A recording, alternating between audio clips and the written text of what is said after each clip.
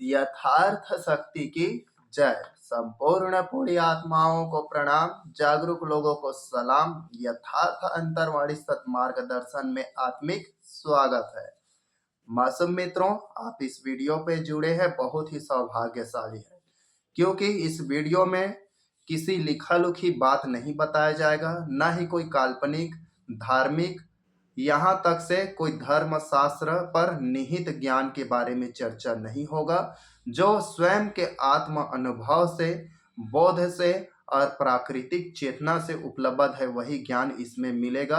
तो कृपया video skip न करें, वरना आप अपने जीवन के बहुत बड़े चीज अस्तित्व को जानने से चूक जाएंगे। इस वीडियो का माध्यम है आपके अस्तित्व का बोध कराना, जो हमें कुदरत से मिला है।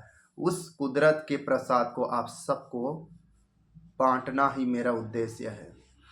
तो हमने पार्ट 1 में आत्मा के बारे में जाना।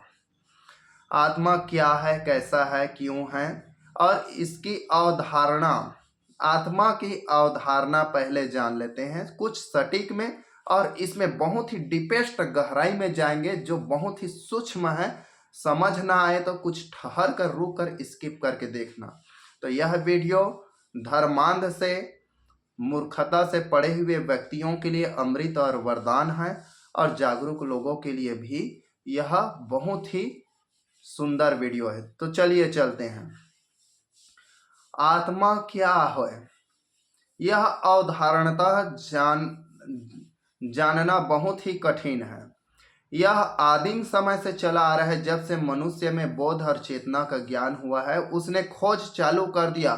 मैं कौन हूँ, मैं कहाँ से आया हूँ, मैं क्या हूँ, मेरे अंदर ऐसा क्या चीज है जो जिंदा है, या जीवित चीजों के बाद उसके शरीर को, मृत हो जाने के बाद उसके शरीर से क्या निकलता है।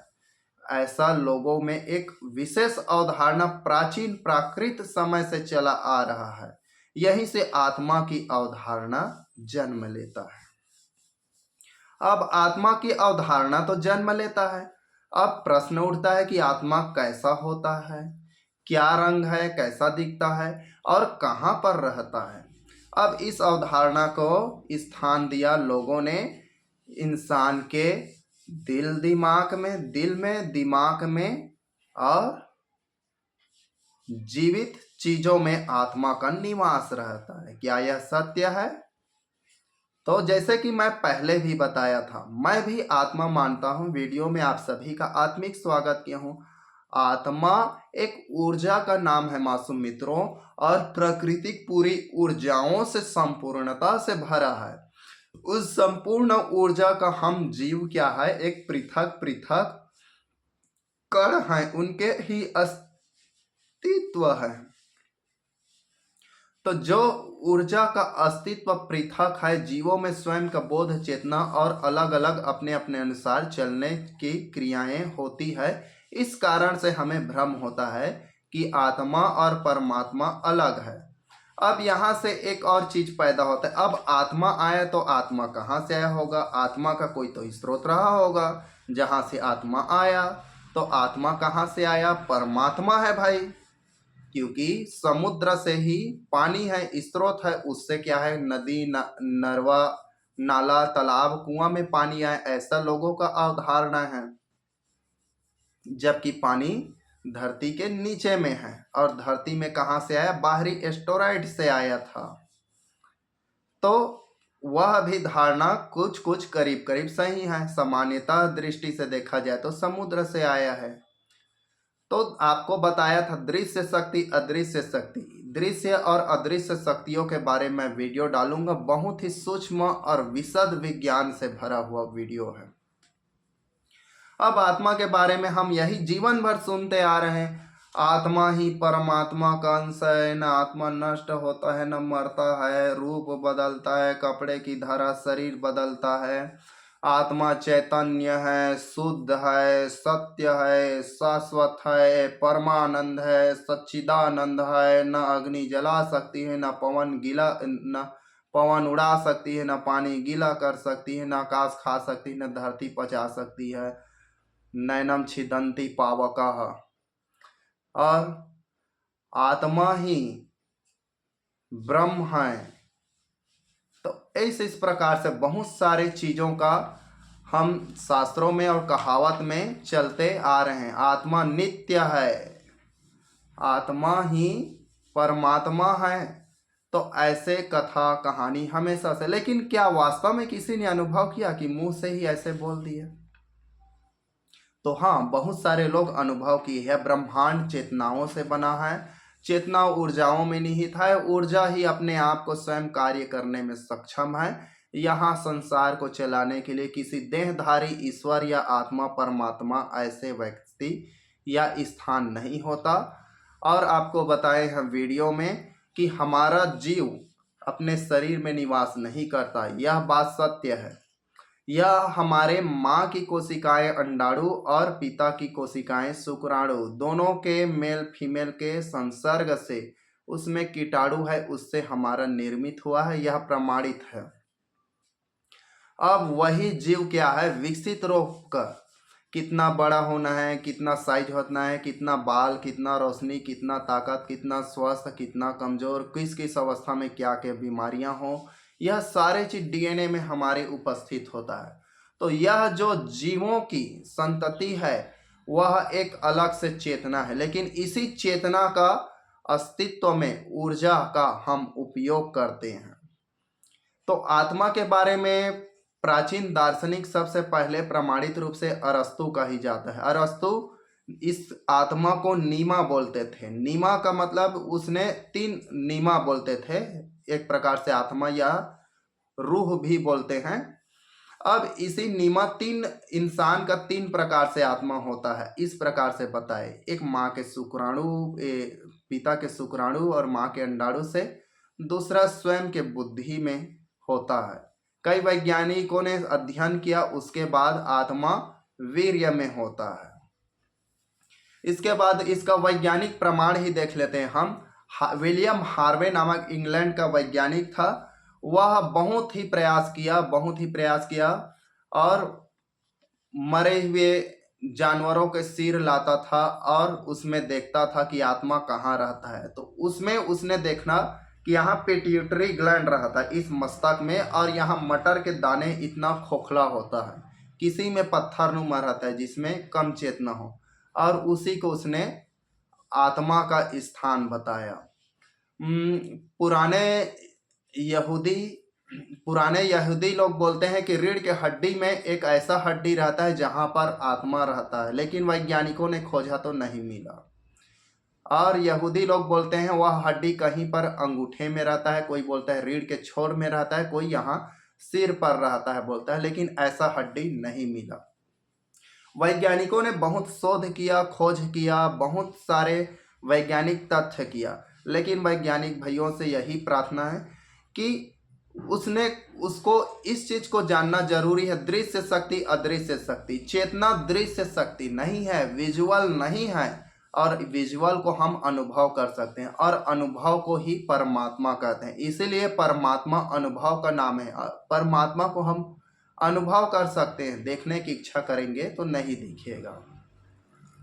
जैसे कि हवा है, हवा को देखने की चाहत रखेंगे तो नहीं दिखेगा। अब माइक्रोस्कोप से उसके अणु को देख सकते हैं, लेकिन इसका रंग गंध वंध स्वयं में नहीं है।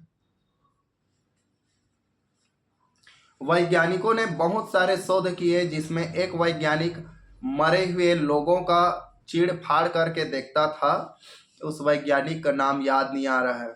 तो उसने आत्मा शरीर में कहाँ पर रहता था, बहुत सारे वर्षों से खोज के बाद उसको पता चला कि आत्मा एक शरीर का दैहिक ताप और केंद्र है, और हमारे बीच में यही एक उपस्थित होता है। सबसे ज्यादा आत्मा इंसान के हृदय में होता है बोलता है।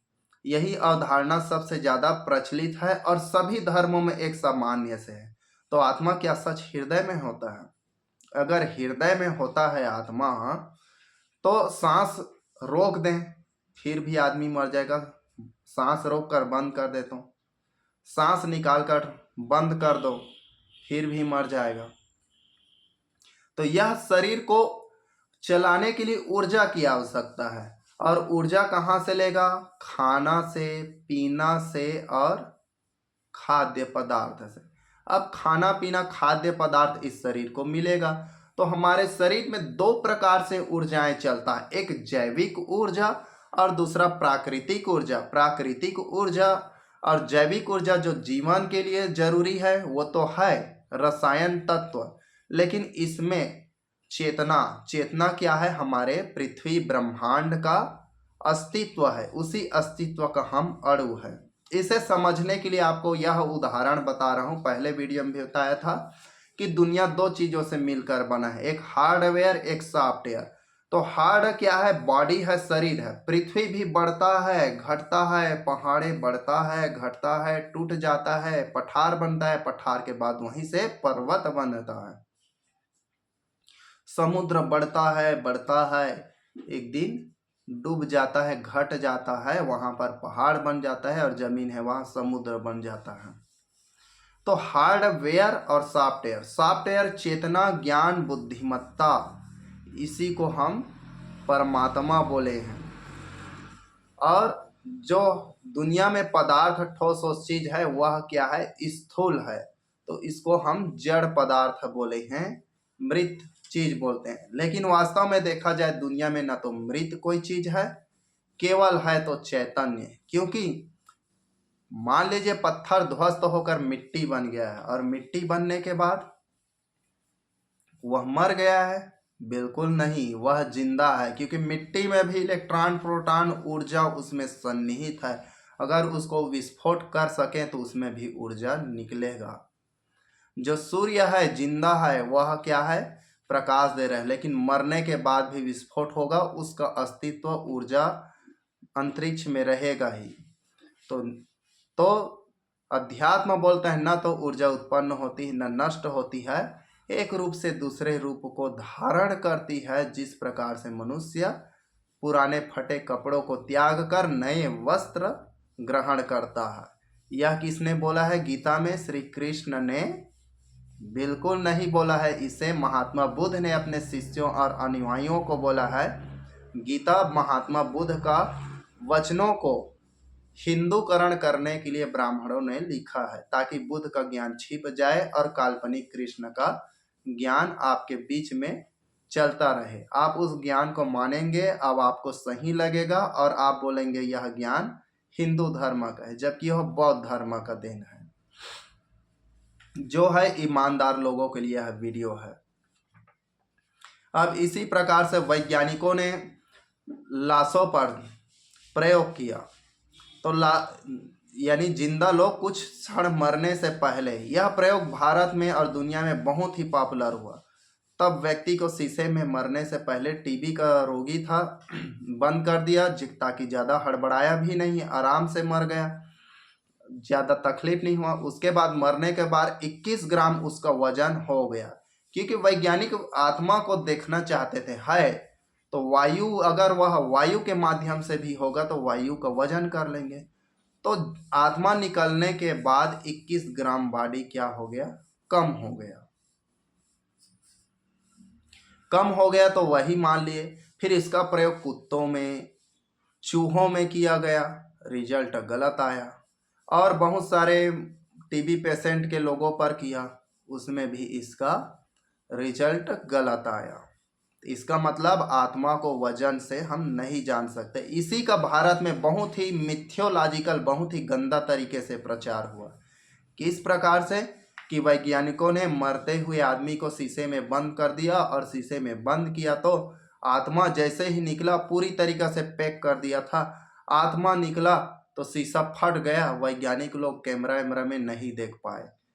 कितना घटिया घृणित मानसिकता के दुर्बुद्धि भारत के लोग, यही प्रचार है। और इस वीडियो को नहीं देखेगा तो वो नहीं जानेगा, कोई शीशा से नहीं फटा था। 21 ग्राम आत्मा यानी इंसान के मरने के बाद कम हो गया। कुत्ते, बिल्ली, अन्य जानवरों में देखने पर, चूहों पर प्रयोग करने पर ऐसा रिजल्ट सही आकलन नहीं हुआ। कई जीवों में 1 किलो वजन कम हो गया, कई जीवों में 1 पाव, कई जीवों में वजन उल्टा मरने के बाद बढ़ गया। तो इस प्रकार से तुलना में नहीं मिला। दूसरी बात, आत्मा दिखाई नहीं देता, क्योंकि हम समझते हैं आत्मा माने इंसानों का आत्मा मतलब इंसान जैसे होगा, ऐसा है वैसा है, नहीं।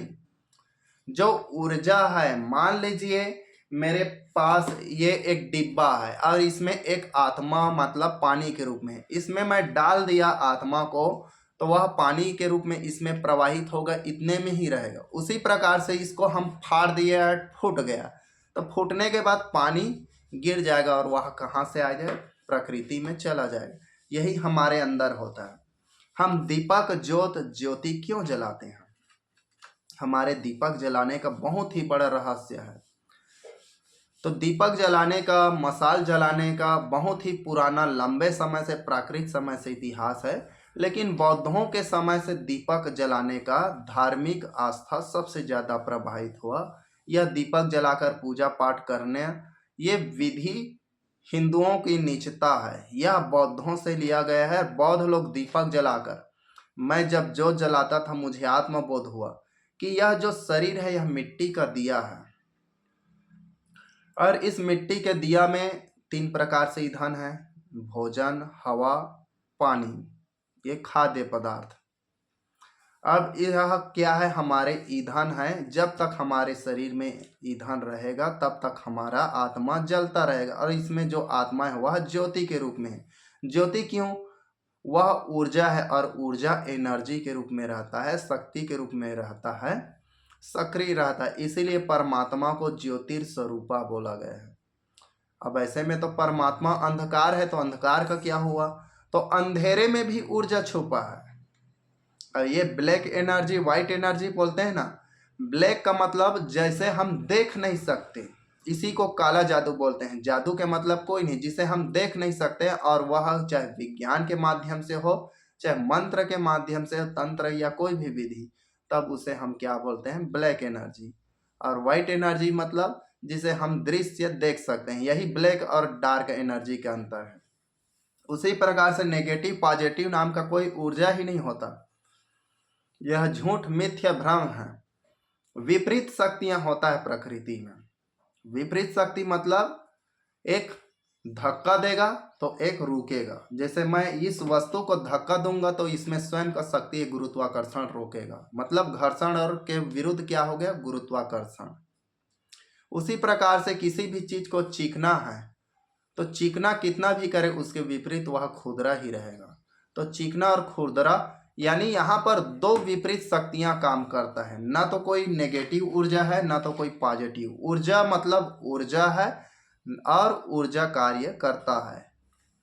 ना वो भगवान है ना वो शैतान है, वो आपकी धारणा है। ऊर्जा केवल ऊर्जा होता है।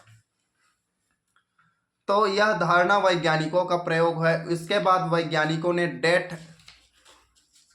एक्सपीरियंस का अनुभव किया। अब उनके पास वही था। कई जगह गए, ओझा भगत पुजारियों के पास गए, उन लोगों के पास कोई प्रमाण नहीं मिला। तो नियर डेथ एक्सपीरियंस के माध्यम से कई लोग मर जाते हैं, उसके बाद भी वो लोग कुछ कुछ चीज बताते हैं, ऐसा हम लोग जानते हैं। लेकिन नियर, वह मौत के करीब था, वह मरा नहीं था। वैज्ञानिकों के अनुसार फिजिकली वह मौत नहीं हुआ था, ये फिजिकली मौत हो गया था, केमिकली नहीं हुआ था। उसमें रासायनिक, उसमें जीवंतता निरंतर रूप से था, बस वह बेहोश या कमजोर हुआ था। तो कई लोग ऑपरेशन होने के बाद, कई लोग ऐसे देखते हैं और आने के बाद, होश में आने के बाद बता देता है ये बोला है, वो बोला है, इस प्रकार के मशीन पे मेरा सिर काटा गया, हाथ काटा गया, ऐसे। तो उस देखने वाले ने किससे देखा? तो जब हम बाहर, जब बेहोश हो जाते हैं तो हमारा चेतना आसपास में रहता है। जैसे कि मुझे कोई याद करता है तो फट से मुझे पता चलता है। तो क्यों पता चलता है? क्योंकि मेरा आत्मा जागृत है। कितना? जितना मात्रा में जागृत है, जिसको मैं जानता हूं उन लोगों का आवाज सुनाई देता है। लाखों लोगों का, करोड़ों लोगों का हमारा मदद करो, कोई तो होगा मेरा मदद करो, वह भी सुनाई देता है। लेकिन मैं उसके बारे में जानता नहीं, तो सिर्फ मुझे आवाज बस सुनाई देता है, रंग रूप कम दिखाई देता है, उतना ज़्यादा नहीं। तो ये अपने आत्मबोध की, अपने स्वयं की जागृति की अवस्था है। अब हम चलते हैं कि वैज्ञानिकों को आत्मा के बारे में क्या मिला। वैज्ञानिक लोग आत्मा को ऊर्जा के रूप में मानते हैं और जैविक क्रिया मानते हैं। जीवों में रक्त का प्रवाह में, शरीर के मांस, मज्जा, अस्थि, मेद, वीर्य, अंडाणु जितने भी हैं, यह सब जीवित कोशिका हैं। सिर्फ जीवित कोशिका और मृत कोशिका के रूप में जानते हैं। जब यह कोशिकाएं मर जाएगी तो मृत हो गया, और यही कोशिकाएं जिंदा है तो जीवित है। अगर किसी व्यक्ति को हम लोग मर गए हैं बोलेंगे तो कोई उसका प्रमाण नहीं है, और डॉक्टर ही उसको सर्टिफाइड कर सकता है कि वह मर गया है जिंदा, क्योंकि वही का अधिकार है। इसीलिए मरे हुए व्यक्ति को डॉक्टर के पास लेते हैं और वही उसका डेथ सर्टिफिकेट बनाता है, वही मान्य है। कई लोग ऐसा भी होते हैं कि आत्मा मरने के बाद जिंदा हो गया, तो ऐसा नहीं होता। मरने के बाद जिंदा नहीं होता, उसकी चेतना शरीर से निकल गया है और वह चेतना शरीर अनुकूल है रहने के लायक, तो उसमें प्रवेश कर गया। तो आप बोलोगे किसी का दुर्घटना एक्सीडेंट है, वो क्यों नहीं? तो क्योंकि वह शरीर फट गया है। मैंने बोला है यह दीपक की तरह है, इसमें खाना पानी भोजन हवा डालते रहो और दिया आत्मा जलता रहेगा। जब भोजन डालना बंद कर देंगे तो दीपक बुझ जाएगा, खाना पीना डालना बंद, दीपक बुझ जाएगा और दिया फूट जाएगा। तो कितना भी तेल डाले खाना डाले फिर भी वह बुझ जाएगा। यही हाल हमारे जीवन और शरीर का है। इसीलिए मैं उस दिन से ज्योति जलाना बंद कर दिया। तो बौद्ध लोग अपने आप को ज्योत के रूप में, दीपक और ईंधन और आत्मा के रूप में ध्यान के लिए जलाते थे। आज लोग प्रदूषण के लिए जला रहे हैं, एक दिया नहीं हजारों और लाखों दिया, और तालाबों सरोवरों को गंदगी कर रहे हैं। जैसे ठगेंद्र ढोंगी उर्फ नरेंद्र मोदी क्या है, नदियों में दुनिया में सबसे बड़ा दिया जलाने का इलाहाबाद में आयोजन किया। उससे क्या हुआ? अरे एक दिया से तुम संतुष्ट नहीं हो तो लाखों करोड़ों दिया जलाने से क्या मतलब? इतना खर्च किया कि पूरे इलाहाबाद को एक दिन का भोजन खिलाता तो कोई भी भूखा नहीं रहता। और समुद्र को इतना गंदा किया। अगर विदेशों में ठगेंद्र ढोंगी उर्फ नरेंद्र मोदी यही काम करता तो उन पर जुर्माना लग जाता, उनकी मूर्खता पर हंसता, और इस देश में उसको शाबाशी मिला। चलो ठीक है, अब मैं बोलता हूँ आत्मा के बारे में, कुछ विशेष शब्द के बारे में। तो आत्मा मृत्यु के बाद कहाँ जाता है, यही प्रश्न सबसे बड़ा तथ्य है। वीडियो में, वीडियो लंबा न हो जाए तो देखिए, मैंने आपको यही बताया था, हमारे अंदर में जो चेतना है, हम पंच महाभूत से मिलकर बने हैं। क्षिति जल पावक गगन समीरा, पांच तत्व अधम समीरा। यह तुलसीदास ने लिखा है, नंगा तुलसीदास। नंगा बोल दिए क्या? हाँ, नंगा नहीं है, दंगा है, बहुत बड़ा खतरनाक आदमी है। ये इतना ढोंगी है कि इनके जन्म के समय हड्डी नहीं था, राम का जाप किया तो इसके शरीर में हड्डी आया। और इस मूर्ख तुलसीदास को देखो, तत्व और पदार्थ के बारे में अंतर ही नहीं है। इस मूर्ख को आप लोग संत मानते हैं। तो चलिए, क्षितिज जल पावा गगन समीरा, पंच तत्व अधम मानव शरीर है। मानव ही शरीर नहीं, पूरा अस्तित्व हमारे ब्रह्मांड इन पांच तत्वों से मिलकर बना है। पांच तत्व नहीं, पांच पदार्थों से। तत्व और पदार्थ में अंतर होता है। तो अब हमारे शरीर से मान लीजिए रस रसायन है, यह मिट्टी में सड़ने के बाद क्या हो जाएगा? मिट्टी बन जाएगा। अग्नि है जो हमारे शरीर का गर्मी हो ब्रह्मांड में चला गया। जल है वह जल के स्रोत में चला जाएगा, या भाप बनकर उड़कर बादल में जाएगा, जमीन में गिर जाएगा। हवा है वह तो हवा में ऑटोमेटिक मिल जाएगा, शरीर से गैस वैस निकलेगा वो। तो इस प्रकार से आकाश है, हमारे शरीर में रोम छिद्र आकाशें हैं। पहला वीडियो देखना। हमारे शरीर में खुला जो तत्व है, जैसे कि मेरा मुंह है, इसमें कुछ एयर्स है, खुला तत्व है, वह भी हवा में मिल जाएगा। इस प्रकार से हमारा पांचों अंग मिल गया। अब यहाँ से हमारे बीच में यह और आता है कि यहीं से हम मर गए तो हमारे अंदर से प्रकाश चेतना जो हमारे ऊर्जा है वह निकल जाता है। तो बिल्कुल सही, जो ऊर्जा है, जो प्रकाश है, जो चेतना है, ज्ञान है, वह सॉफ्टवेयर है, और सॉफ्टवेयर हमारे शरीर से हार्डवेयर से निकलकर चला जाता है। अब यहीं से देवी देवता भूत प्रेत आत्मा परमात्मा का जिक्र चालू होता है, और दुनिया के सभी धर्म धंधों में डराने का खेला लीला चालू होता है। तो क्या भूत प्रेत सच में होते हैं? तो भूत का सामान्य सा अर्थ देखें, भूत माने बीता हुआ कल, और प्रेत का मतलब होता है कि जो बीत गया है, जैसे कोई आदमी खत्म हो गया है, उसका जो आत्मा है, आत्मा कहने का मतलब ऊर्जा और चेतना, वह अपने मोह और इच्छा की वजह से क्या है, कुछ देर के लिए वह संकुचित हो जाता है, अपने आप में प्रकृति में विलय नहीं हो पाता है। इसी को हम लोग बंधन बोलते हैं। इसी को कबीर साहेब लोग काल के मुख से बंधन छुड़ाने वाला कबीर परमात्मा को बंदी छोड़ कहते हैं। कोई कबीर धर्म से है, बंदी छोड़ कहेगा तो समझ जाना कि काल के मुख से बचाने वाला कबीर हमें बचा लो बोल रहा है।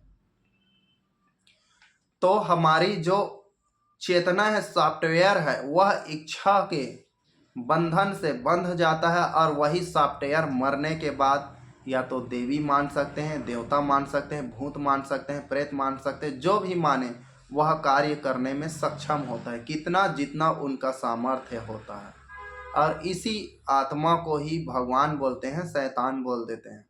लेकिन यह भी धीरे धीरे क्षण भंगुर है, यह भी धीरे धीरे विलीन होना ही पड़ता है। मोक्ष क्या है? मोक्ष का सामान्य अर्थ होता है हिंदी में मुक्ति। तो आत्मा इच्छाओं से मुक्त होता है तब वह प्रकृति में विलीन हो जाता है, ना किसी स्वर्ग नरक या लोक परलोक। और यहाँ तक से कबीर जैसे धर्म में ब्राह्मण लोग घुस कर सतलोक अतलोक संत को देवता बनाकर उसके पीछे राज कर रहे हैं। कोई सतलोक अतलोक नाम का कोई स्थान होता ही नहीं है। और सतलोक सत का जो स्थान है, जगह है, वो आप जहाँ पर भी देखें वह संपूर्ण जगत सतलोक है, असतलोक नहीं। हाँ, भारत केवल भारत में ही झूठ लोक है, पूरा पृथ्वी में भारत को देखें तो झूठ लोक का स्थान है। अब हम देखते हैं जीवात्मा प्रेतात्मा किस प्रकार से बनता है, या प्रेतात्मा से सूक्ष्मात्मा किस प्रकार से। धर्मशास्त्र 3 प्रकार से आत्मा बोला है। जीवात्मा, जीवों में अंदर में आत्मा हो तो जीवात्मा है। प्रेतात्मा, मरने के बाद वो उसकी इच्छाएं हो तो वह प्रेत की रूप में भटकता है। और सूक्ष्मात्मा यानी इंसान सभी प्रकार से पुण्य तप अच्छे कर्म करता है तब वह सतलोक जाता है, और वहां जाकर भी अच्छे काम करता है, अपने सुखों को भोगता है। तो यह तीनों स्थान बिल्कुल गलत है। हम देखते हैं शरीर में आत्मा का संबंध क्या है। तो शरीर में आत्मा का संबंध जानने से पहले हमें मन दिल दिमाग के बारे में जानना जरूरी है। शरीर में आत्मा का संबंध क्या है? हमारा शरीर हार्डवेयर है, और जो आत्मा है, जो ऊर्जा है, वह सॉफ्टवेयर है। हमारे अंदर में चेतना ही हमारे शरीर को चलाता है। हमारे शरीर में चेतना नहीं रहेगा तो हमारा शरीर कदापि नहीं चलेगा। आत्मा मरने के बाद कहाँ जाता है? आत्मा मरने के बाद प्रकृति में विलीन हो जाता है। इसके वजूद, इसके अस्तित्व कुछ समय के लिए स्थिर रहता है सॉफ्टवेयर की तरह, और सॉफ्टवेयर की तरह रहने के बाद कुछ समय बाद इनके इच्छा मोह भंग होने के बाद वह मुक्त हो जाता है। इसी को मुक्ति कहते हैं। मैं भी वैज्ञानिक काम करता हूँ तो किसी के शरीर में बुलाता हूँ और यह कार्य करता हूँ। आत्मा होता है नहीं, ऊर्जा होता है, चेतना होता है, यह बात याद करना। मैं कोई अंधविश्वास पाखंड नहीं फिरा, मैं बैगाई करता हूँ। लोग बैगा भगत ओझा पुजारी जो भी बोलते हैं, मुझे उस नाम से भी कोई घमंड नहीं है, न बैगाई से मतलब है। अब हम देखते हैं पुनर्जन्म क्या सच में होता है या नहीं होता है आत्मा का। तो आत्मा का पुनर्जन्म चेतना सॉफ्टवेयर का होता है। आप बौद्धिज्म कथा में जाना, एक हाथी था, जंगल में आग लगा, जंगल के सारे जीव भागे, हाथी अपना पैर उठाए, पैरों को नीचे अपने जान बचाने के लिए कबूतर का बच्चा आया। हाथी उस बच्चे को देखकर क्या है, दयावश करुणावश मर गया, लेकिन उस खरगोश को मरने से बचा लिया। खुद का शरीर जलता रहा, पैर ऊपर उठाए उठाए अकड़ गया, लेकिन पैर नीचे नहीं रखा। अंत में वहां पर खरगोश वहां से हटा तो पैर हाथी रखे जमीन में, उसके बाद कुछ क्षण बाद मर गया। तो जो हाथी का करुणा और दया प्रेम था, इसी वजह से वह अगले जन्म में बुद्ध का शिष्य बना। तो जन्म पुनर्जन्म को महात्मा बुद्ध जी नकारते हैं, क्योंकि इसके बारे में प्याज के छिलके की तरह छिलते जाओ लेकिन पढ़ते कभी खत्म नहीं होगा। यही क्रिया, कुछ प्रश्न ऐसे ही, इसीलिए महात्मा बुद्ध जहाँ जाते हैं वहाँ 11 प्रश्न लटका देते थे इनके बारे में। आत्म, परमात्मा, पुनर्जन्म, भगवान, अगवान, इन सारे चीज़ों के बारे में, कर्म वर्म दुनिया के बारे में मत पूछना।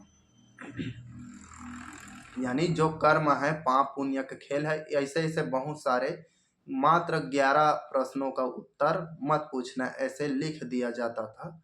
बाकी प्रश्न जो सामान्य जीवन है उसके बारे में वह उपदेश देता था। तो आत्मा जीवंत है, कभी नहीं मिटने वाला है, यह बात सत्य है। आत्मा माने पदार्थ से बना हुआ चेतना। हम चिप बनाए या मोबाइल में रिकॉर्ड कर रहे हैं, वह प्रकृति में सोना, चांदी, एल्युमिनियम या रेत से पिघलाया हुआ चिप है। ये सिम है, उसमें सोना का मात्रा है। यह तत्व है, और तत्व में जो ऊर्जा है, जो शक्ति है, वह पदार्थ से मिला है। उसी प्रकार से हम लोगों का शरीर अगर देखा जाए तो यह शरीर सोना है, चांदी है, तांबा है, कार्बन है, ऑक्सीजन है, यह क्या है? तत्व है। और इस तत्व में हमारे अंदर में पदार्थ है, और यही पदार्थ हमारे जीवन है। शास्त्र, पुराण, ग्रंथ और प्रवचन में हमें जो बताया गया है, जो हमें सिखाया गया है, दिखाया गया है, वह बिल्कुल मिथ्या है। इससे मैं कोई एग्री नहीं करता हूँ।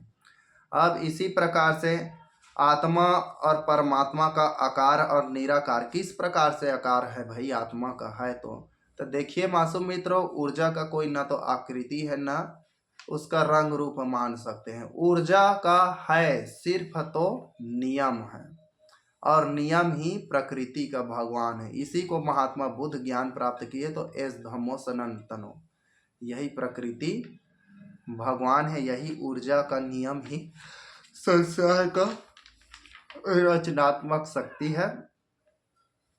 और आत्मा का न तो कोई रंग रूप गंध है, न इसका कोई हैबिट्स आदत है। बस आत्मा चेतनाओं का सॉफ्टवेयर है। जिस प्रकार से इंसान या जीव इच्छा रखता है, उनके सॉफ्टवेयर प्रकृति में तुरंत विलीन नहीं रहता, कुछ क्षण के लिए वह स्थिर होता है।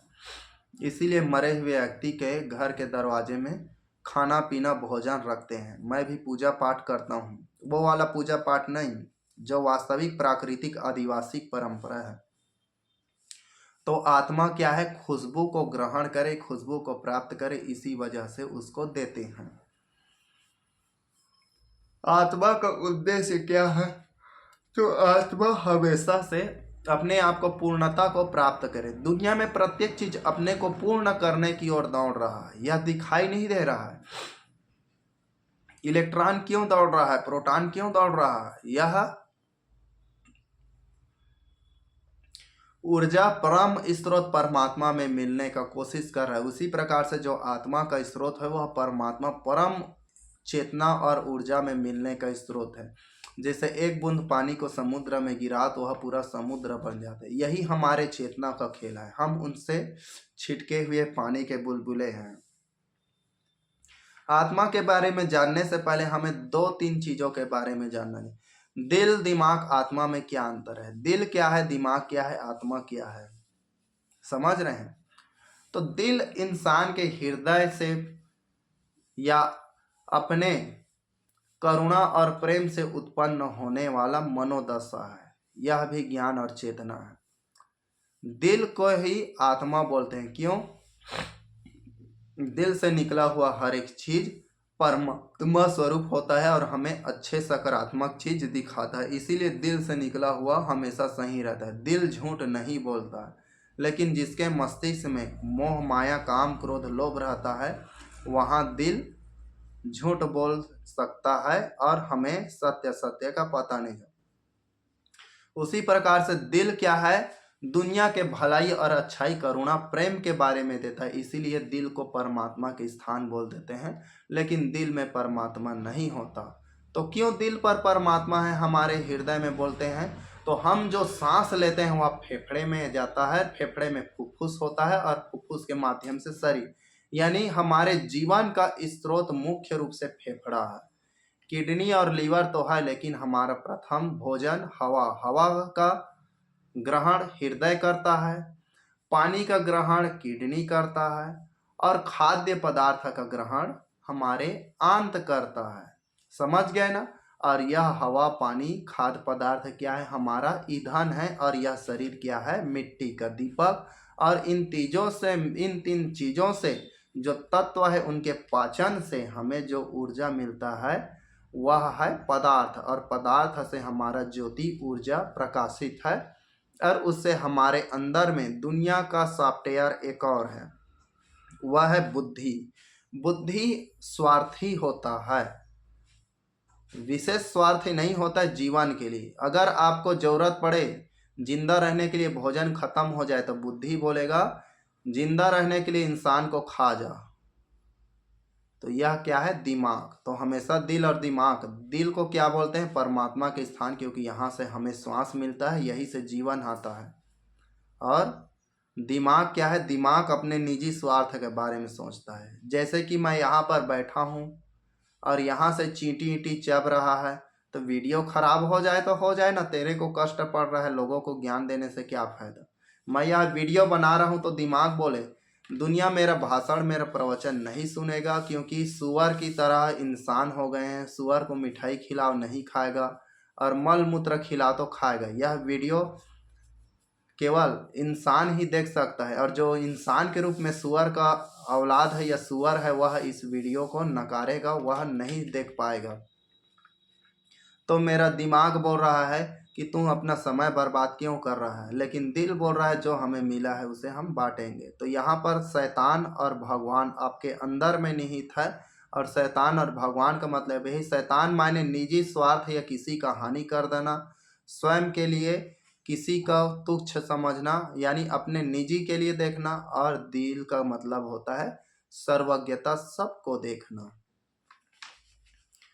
तो हम यही बोल सकते हैं आत्मा ऊर्जा चेतना का बहुत ही अमृतमय अस्तित्व है। मेरा गाना भी देखना यथार्थ भक्ति में, आप उस गाने में आप पूर्ण रूप से समझ जाएंगे अमृतमय अस्तित्व, जीवन ऊर्जा विशुद्ध। तो यह अमृतमय अस्तित्व है। अमर का मतलब क्या होता है, अ मायने नहीं, मर मायने मर सकता। जो कभी नहीं मर सकता उसे अमर बोलते हैं। तो दुनिया में क्या चीज नहीं मरता, आत्मा बोलेंगे, बिल्कुल गलत। दुनिया में ऊर्जा ही नहीं मरता। सत्य क्या है, सत्य झूठ है। हम जो जिस सत्य के बारे में जानते हैं वह सत्य नहीं है। सत्य ऊर्जा को ही बोला गया है जो झूठ नहीं हो सकता।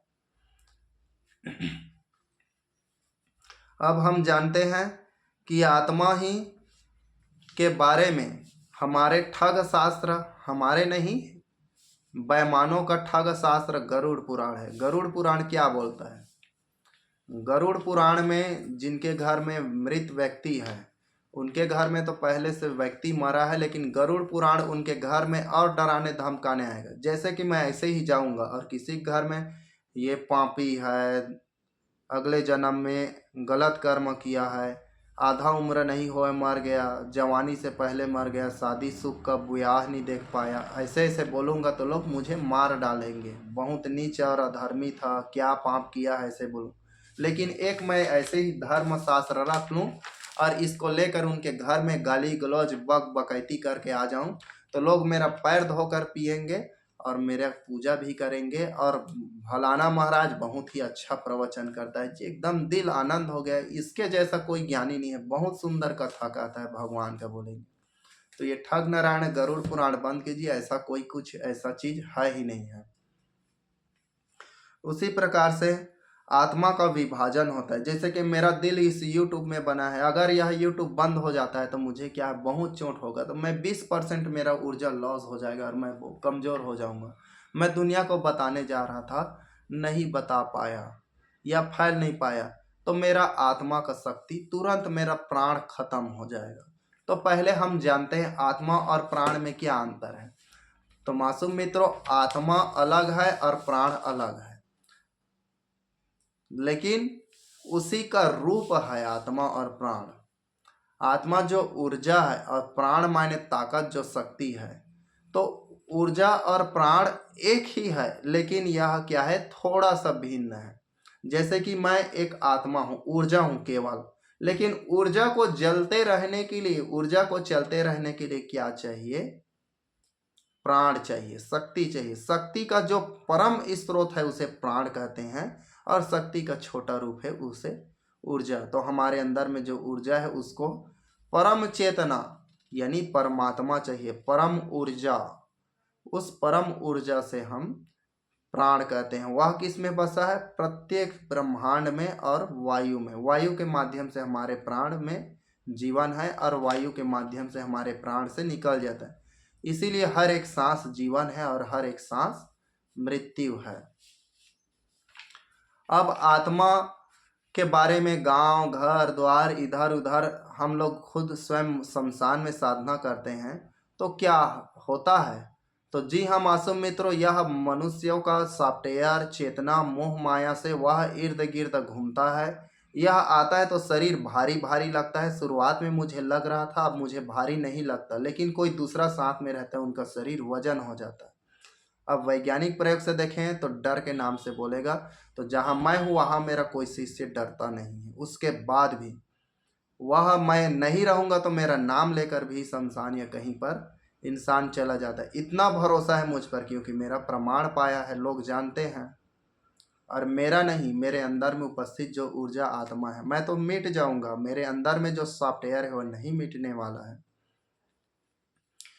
तो ये रूहानी जो आत्मा है यह छाया के रूप में प्रस्तुत होता है। और लोगों के शरीर में कैसा प्रवेश होता है? या तो कान के माध्यम से पीछे से आता है, या यहाँ ब्रह्मरंध्र से प्रवेश होता है, या मल द्वार से, या पेशाब मार्ग से, नाक कान आँख मुंह से, इन सारे चीज़ों से यह घुस जाता है। जो क्या है? आत्माएं, प्रेतात्माएं, दुष्ट आत्मा या देवी देवता जो जो भी बोले। आत्मा के बारे में हम एक महत्वपूर्ण विषय आज के वीडियो में जो जुड़े हैं उसके बता रहे हैं। आप हैं यह प्रमाणित है, मैं हूं यह प्रमाणित है, लेकिन यह पूर्ण प्रमाणित नहीं है। किस प्रकार से? आप ध्यान से देखें तो आपके शरीर अलग अलग हिस्सों से अलग अलग, जैसे एक मशीन बनता है पार्ट्स, उसी तरीका से है। और उन सारे पार्ट्स को चलाने के लिए यह माइंड मस्तिष्क से नियंत्रण करता है। जैसे मस्तिष्क फेफड़ा को ऑक्सीजन कम रहेगा तो शरीर को सुस्त कर देगा। क्यों? अपने आप को जिंदा रहने के लिए, ऑक्सीजन की पूर्ति को लगातार बनाने के लिए यह क्या कर देगा? हमारे शरीर को सुस्त। जैसे जहाँ डर भय है वहाँ मान लीजिए डर के मारे इंसान बेहोश नहीं होगा तो मर जाएगा, तो इसीलिए शरीर क्या कर देता है? अपने बटन को ऑफ कर देता है, इंसान बेहोश हो जाता है। उसके बाद रात को डरने से बच गया, सवेरे उठता है तो थोड़ा चमकता है, उसके बाद बच जाता है। तो यह हमारे मस्तिष्क ही हमारे शरीर को नियंत्रण करता है। तो मस्तिष्क में अगर हिम्मत है तो कठिनाइयों का सामना कर, मस्तिष्क अगर कमज़ोर है तो वह कठिनाइयों का सामना नहीं कर सकता। यही कमजोरी यहाँ भारत के लोग मस्तिष्क के कमज़ोर हैं। हजारों हजारों साल से उनको खुद पर भरोसा न होकर अन्य चीज़ों पर भरोसा है। आप पर भरोसा हो सकता है, मुझ पर भरोसा हो सकता है, लेकिन मैं बोलता हूँ कि आप अपने आप पर भरोसा करो। मैं गुरु जी हूँ, आप मुसीबत में रहोगे, मैं वहाँ नहीं पहुँच सकता। तो नहीं गुरु जी, आप ही हमारे सब कुछ है, आपसे बड़ा कोई नहीं है, आपसे ही हमारे सब हैं। ऐसे ऐसे बोलते और चलते रहते हैं। तो आत्म कल्याण, आत्म मार्ग, जैसे कि मैं यहाँ पर बैठा हूँ, अब मेरा मन बोल रहा है अब इस वीडियो लंबा हो रहा है अर्जुन, अब इस वीडियो को रोक दे, इतना छोटा ही कर, क्योंकि यह वीडियो कोई ज़्यादा देखेगा नहीं, समझेगा नहीं। क्योंकि वास्तविक चीज़, सही चीज़ को, जैसे आपको सुअर बताया था, मैं लोगों को सुअरों की तरह देखता हूँ। सुअर मासूम भी होता है, अज्ञानतावश मल मूत्र खाता है, जबकि उसे कंद मूल भी खा सकता है, सुगंधित चीज भी खा सकता है, लेकिन वह क्या है? उसी प्रकार से भारत के लोग हैं, सुअर की तरह। उनको मैं मिठाई देता हूँ तो मेरा हाथ ही चाप देते हैं, गला पकड़ लेते हैं और मुझे ही उल्टा पुल्टा बोलने लगते हैं, तू नास्तिक है। तो मेरा मन आत्मा बोल रहा है वीडियो छोटा कर, ये बड़ा हो रहा है, तो मुझे सुनाई दे रहा है। इसी को हम आत्मा बोध कहते हैं। कोई भी चीज़ हमें समझ नहीं आता है, लेकिन अचानक से उस क्रिया में हमें बार बार धोखा या काम करते करते अनुभव होता है। वही चीज हमें क्या होता है, आत्म अनुभव। तो आत्म प्रेरणा क्या है, अभी मैं थका हूँ, रात्रि को जगा हूँ, मंत्र जाप किया हूँ, लेकिन मुझे यह वीडियो बनाना है और बना रहा हूँ। यह मुझे बनाना ही पड़ेगा, लोगों का जरूरत है, आप लोगों के लिए है, एंटी वेनम है। जिस प्रकार से बीजेपी सरकार ने लोगों को कोरोना के नाम पर वायरस डाला है, लोगों को, जीवन को, करोड़ों आदमी को मारा हुआ हत्यारा आदमी आज सत्ता में बैठा है। तो आप सबको बचाने के लिए मैंने बहुत कोशिश किया था। कोरोना नाम का कोई बीमारी नहीं है, लेकिन जो लोग मान गए वो खुशी है, और जो लोग नहीं माने वो दुखी है और भोग रहे हैं। हमने नहीं लगवाया, हमारे घर के किसी ने नहीं लगवाया, क्योंकि इसमें अमिताभ बच्चन जैसे गद्दार लोगों ने बहुत ही योगदान दिया है। मैं कोरोना से मर रहा था और कोरोना से अब मैं ठीक हो गया। वो बजरंगबली का बच्चा है, ठीक हो गया। तो मेरा दिमाग काम किया और मैं कॉलेज वॉलेज, गांव घर, आसपास के मोहल्ले, सभी जगह लोगों को मना किया कि कोरोना नहीं है। जब अमिताभ बच्चन मर गए तो हम लोग तो कीचड़ मिट्टी के खाने पीने वाले, हम लोग नहीं मर सकते। और वह आत्मज्ञान मेरा सही साबित हुआ, और कई हजार, 8 से 10 हजार लोगों को मैंने बीजेपी भड़वा सरकार के जाल में फंस कर मरने से बचा दिया। तो आत्मा के बारे में संपूर्ण जानकारी बहुत अच्छा लगा होगा। अब जैसे कि हम लोग पूजा पाठ करते हैं, देवी देवताएं, यह हम कोई भगवान नहीं है, यह केवल आत्माओं का खेल है, ऊर्जाओं का खेल है। हम जिस आत्माओं को पूजा करते हैं, आवाहन करते हैं, वह आत्मा हमारे पास आता है और कार्य करता है। इसके बारे में, देवी देवता भगवान के बारे में वीडियो डालूंगा, उसमें बनाऊंगा। आज का ज्ञान यहीं पर रोकते हैं, और आत्मा बोध का, चेतना के बारे में सिद्धि साधना के लिए हमें संपर्क करें। आपके अंतर्निहित चेतनाओं को, शक्ति को जगाने के लिए चलिए एक मंत्र मैं दे रहा हूँ। अपने स्वयं के अंदर निहित शक्ति को जगाने के लिए मंत्र है, 11 दिन जाप करना है, एक ही टाइम और एक एक माला। मंत्र है ओम ह्रीं मम प्राण देह रोम प्रतिरोम चेतनाय जागृताय हुम फट स्वाहा। यह नारायण दत्त श्रीमाली यही मंत्रों का अपने शिष्यों को देते हैं। यह प्राचीन समय से, संस्कृत का मंत्र मत समझ लेना, यह बौद्धों का मंत्र है। बौद्धों से पहले पाली भाषा हमारे आदिवासियों का मंत्र है। यह हिंदू धर्म नाम का कोई धर्म ही नहीं है, यह सिंधु धर्म से है, यहाँ के मूल निवासी हुए। मंत्र है ओम ह्रीं मम प्राण देह रोम प्रतिरोम चेतनाय जागृताय ओम ह्रीं नमः फट स्वाहा, या नमः बोलना फिर भी ठीक है। और जो आश्चर्य, ये जो जरूरी है, वह ब्रह्मचर्य नियम यम कर सकते हैं, पूजा पाठ की कोई जरूरत। इससे आपकी आत्मा, चेतना, इंद्रिय जागृत होता है। और वास्तविक प्राकृतिक सिद्धि साधना के लिए हमें संपर्क कर सकते हैं। धन्यवाद।